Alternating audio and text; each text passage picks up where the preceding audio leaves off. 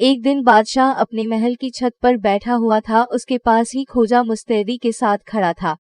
अभी थोड़ी देर पहले ही दोनों के बीच मसला था, जिसमें खोजा ने अपनी राय दी थी और बादशाह ने उसी राय को मान लिया था। उन्होंने उसी मसले पर विचार विमर्श किया था। तभी बादशाह ने उस मसले से अपना ध्यान हटाया और अचानक खोजा से पूछ लिया, खोजा, ये राजकाज के मसले तो कभी खत्म नहीं होते, क्यों न कुछ देर के लिए राजकाज से थोड़ी देर के लिए हटकर हंसी ठिठोली की ओर लगाया जाए। आलमना, आप तो हंसी ठिठोली में खोए हुए हैं। अगर आपके पास मेरे सवालों के जवाब हैं तो बताएगा ना, खोजा।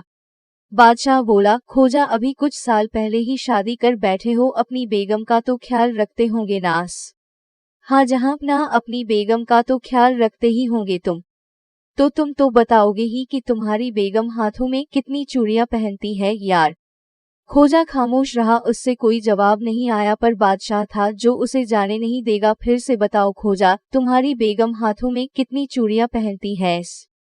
खोजा ने कहा, आलमना, मैं तो अपनी बेगम के हाथों की चूड़ियां गिनने के लिए बेकरार हूँ, पर उसके पास इतना समय नहीं होता। मैंने उसकी चूड़ियों की तरफ कभी ध्यान नहीं दिया, पर मैं आपसे एक बात पूछना चाहता हूँ। जरूर पूछो ना, बादशाह ने खुशी से कहा। हुजूर, आप तो अपनी स्टाइलिश दाढ़ी पर पूरा ध्यान देते हैं, क्या बताएंगे कि आपकी दाढ़ी में कितने बाल हैं? खोजा कि ये तो अच्छे सवाल हैं जिनसे बादशाह को परेशानी हो गई। कुछ पल रुकने के बाद उसने कहा, खोजा, इस सवाल का जवाब देना तो बहुत मुश्किल है, लेकिन मेरा सवाल आसान है। तुमने जरूर अपनी मोहब्बत की चूड़ियां गिनी होंगी।